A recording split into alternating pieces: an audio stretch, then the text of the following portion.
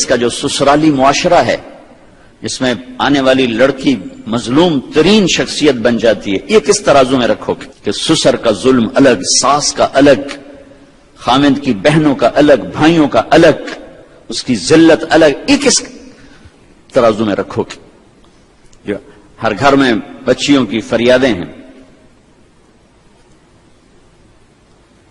ایسی میں ہر دوسرے مہینے فون نمبر بدل لیتا ہوں کہ مجھ سے کہانیاں سنی نہیں جاتی، رو رو کے میں آگے کیا کروں، میرے پاس کیا ہے۔ لیکن جب کوئی دینی نسبت سے مشہور ہو جاتا ہے تو لوگ سمجھتے ہیں شاید کوئی میرا دکھ یہاں سے کوئی حل نکل ہے۔ میرے پاس کیا حل ہے سوائے رونے کے؟ ایک جگہ میں نے بیان کیا، یہ ادھر ایک یونیورسٹی تھی جور ٹاؤن میں، بیان کے بعد بیٹھے تھے ہم وہاں کے وائس چانسلر کے پاس، تو اور اس نے کہا ایک آدمی، ایک بچی باہر ملنا چاہتی، میں نے کہا ابھی تو میں نہیں مل سکتا، کہ جو بہت رو رہی ہے، میں نے کہا اچھا بلا لو۔ وہ کہنے لگی مولانا آپ عورتوں کے کافی حقوق بیان کرتے ہیں، فضائل بھی کرتے ہیں، کبھی آپ نے متعلقہ عورتوں کے بارے میں بات نہیں کی۔ میں نے کہا تم متعلقہ ہو؟ جی ہاں میں 22-23 سال عمر تھی اس کی۔ تو مجھے پہلی دفعہ بچی نے میرے سینے میں خنجر اتارا کہ واقعی میں ماں کے، بہن کے، بیٹی کے، بیوی کے فضائل بیان کرتا ہوں، متعلقہ کے فضائل ہی کبھی نہیں بیان کیا، لیکن موجود۔ میں نے کہا تمہیں کیوں طلاق ہوئی؟ وہ کہنے لگے جی ہم میاں بیوی میں بہت محبت تھی، بس میرا سسر کہتا ہے میں نے چنگے نہیں لگ دیا نو طلاق دے۔ 1 سال تو میرے خامند نے برداشت کیا، پھر آخر کہنے لگا میں ماں باپ کو فیس نہیں کر سکتا، اور مجھے گھر چھوڑ کے آ گیا۔ اب اس ظلم کو کس کٹہرے میں لاؤ گے؟ میرے نبی نے فرمایا علی طلاق سے بچنا، جب طلاق دی جاتی ہے اللہ کا عرش کانپ اٹھتا ہے۔ یہ کس کٹہرے میں آئے گا؟ یہ ہر گھر کی کہانی ہے۔ اس کے بعد مجھے حدیث یاد آئی، میں نے اسے ہر بیان میں کہنا شروع کیا۔ آپ نے فرمایا تمہیں سب سے اعلیٰ درجے کا صدقہ بتاؤں؟ سب سے اعلیٰ درجے کا صدقہ، روز کتنا صدقہ ہو رہا ہے، میں تمہیں سب سے اعلیٰ درجے کا صدقہ بتاؤں؟ میں کہا جی کیا؟ کہ جس کی بچی کو طلاق ہو جائے اور وہ گھر واپس آ جائے، اس پہ خرچ کرنا سب سے اعلیٰ درجے کا صدقہ ہے، سب سے اعلیٰ درجے کا خرچ ہے وہ، سب سے اعلیٰ درجے کا، چونکہ وہ بوجھ بندی، ماں باپ بھی کہتے کتنے سڑے سر تھے آ بیٹھے، بھائی تو ویسے قبول نہیں کرتے، بہنیں اپنے گھروں کو جا چکی ہوتی، تو ایک بوجھ بن کے آتی ہے۔ تو میرے نبی نے فرمایا سب سے اعلیٰ درجے کا صدقہ اس بچی پہ خرچ کرنا ہے۔ ظلم سے بھرا ہوا دیس ہے، آپ کے پاس تو تھوڑا سا آتا ہے، جو پیچھے ہے اس کی تو انتہا کوئی نہیں ہے۔ جس دھرتی پہ ظلم ہوتا ہے وہ خود کام فریاد کرتے ہیں اللہ ان سے مجھے پاک کر، ان ظالموں سے مجھے پاک کر، ان ظالموں سے مجھے پاک کر۔ ہم نے تو دھرتی کا نام اللہ تعالیٰ چودھری رحمت علی کے درجے بلند، کیا خوبصورت نام رکھا تھا پاکستان، ہائے ہائے، نام کیا تھا اور ہو کیا گیا، خواب کیا دیکھا، تعبیر کیا نکلی۔ چمن میں تخت پر جسم شہ گل کا تجمل تھا، ہزاروں بلبلیں تھی باغ میں ایک شور تھا غل تھا، کھلی جب آنکھ نرگس کی نہ تھا جز خار کچھ باقی، بتاتا باغ ماں رو رو یہاں غنچہ یہاں گل تھا۔ دیکھنے والوں نے خواب بڑا اچھا دیکھا تھا، وہ تعبیر لیے بغیر قبروں میں چلے گئے، ہماری آنکھ کھلی تو اندھیری رات کے سوا کچھ ہے نہیں۔ اسلام کے نام پہ 2 ریاستیں بنی ہیں 14 صدی میں، اب تو 15ویں صدی کے بھی 35 سال ہو گئے، ایک مدینہ کی ریاست، ایک پاکستان کی ریاست، اور انسانی تاریخ میں یہ پہلی ریاست ہے جو شب قدر میں وجود میں آئی۔ یہ اتفاق تھوڑے کہ اتفاق سے 14 اگست کو شب قدر تھی، اتفاق تھوڑا ہی، اتفاق نہیں تھا، قرار تھا، قرارداد تھی، قرارداد تھی ہم پر حجت پوری کرنے کے لیے کہ تم کیا ناقدرے ہو میرے بندو، کیسا دیس دیا، کس شب میں دیا، کس مہینے میں دیا، کیا نام رکھوایا، تم نے کیا کر کے دکھایا کہ ساری دھرتی کو ظلم سے بھر دیا، زنا سے بھر دیا، شراب سے بھر دیا، جھوٹ سے بھر دیا، ظلم و ستم سے بھر دیا۔ مائیں جب فریاد کرتی ہیں یہ آپ کہاں کون سی عدالت میں یہ کیس پٹ اپ ہوگا؟ اللہ کی عدالت تو کہاں پٹتی ہے جب ماں کی فریاد ہوتی، جب باپ بے عزت ہو کے دکھی ہو کے بیٹھتا ہے۔ ایک بیٹا اپنے باپ سے کہہ رہا تو آج تک میرے واسطے کی بنایا ہے؟ بیٹا باپ کو کہہ رہا میں سن رہا ہوں، تو آج تک میرے واسطے کی کیتا ہے؟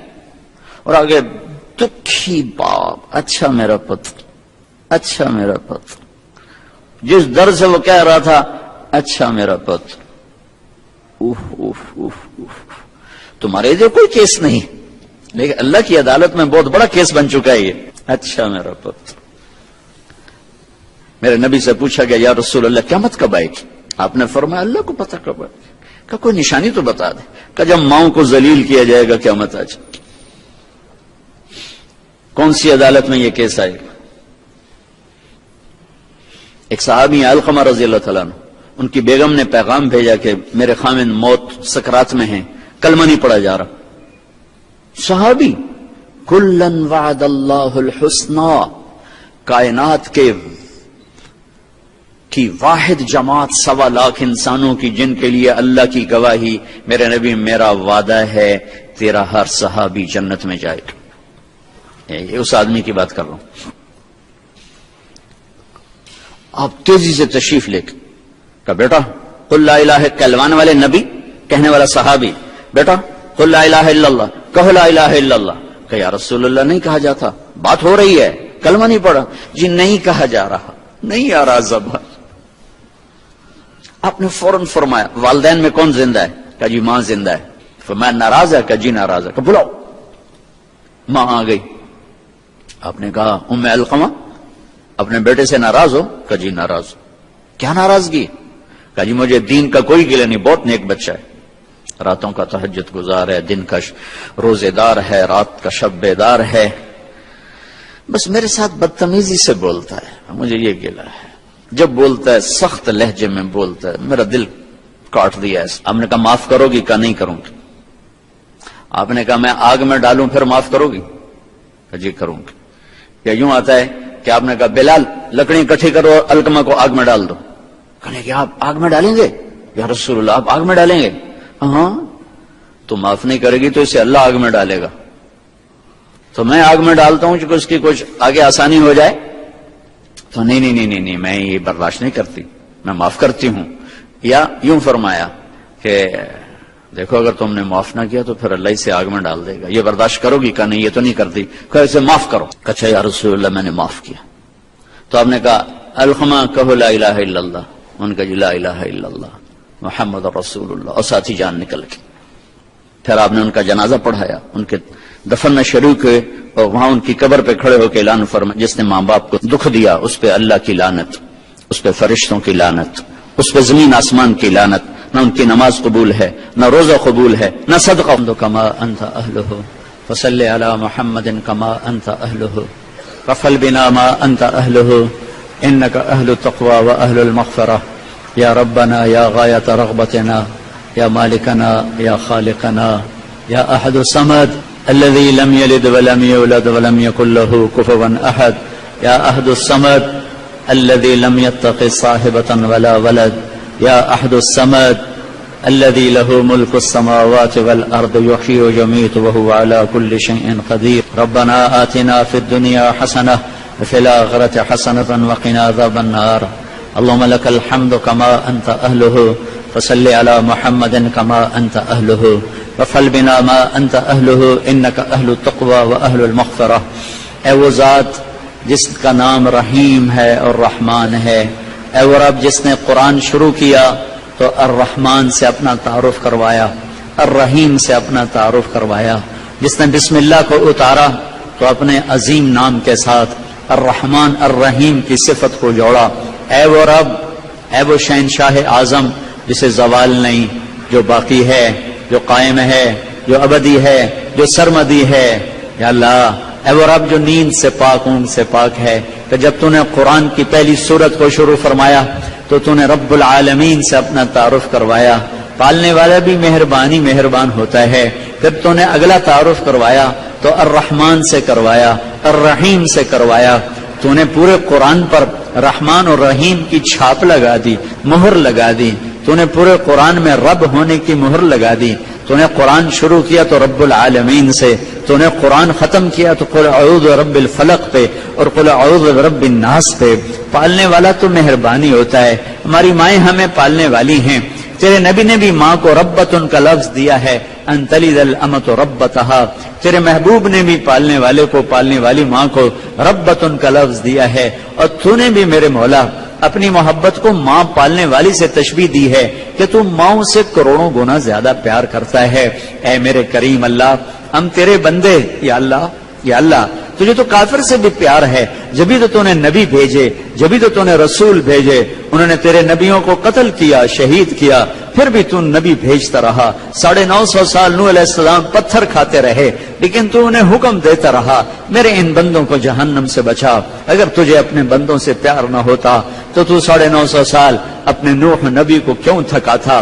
اگر تجھے اپنے بندوں سے پیار نہ ہوتا تو اپنے خلیل کو کیوں آگ میں, یا اللہ آگ میں ڈالنے والوں کو تو نے کچھ نہ کہا, انہیں چھوڑ دیا, آخرت پر ان کا معاملہ مؤخر کر دیا. یا اللہ انہیں آگ میں ڈالا پر تو نبی بھیجتا رہا, انہوں نے قتل کیا پر تو نبی بھیجتا رہا. یا اللہ تجھے بندوں سے پیار نہ ہوتا تو اپنے حبیب کو قریش سے پتھر کھائے, یا اللہ طائف میں پتھر کھائے. یا اللہ تو نے اپنے حبیب کو حوصلے دیے, تسلیاں دی, حالانکہ یا اللہ یا اللہ یا اللہ یا اللہ یا اللہ یا اللہ ہم تیری کوئی صفت کا احاطہ نہیں کر سکتے.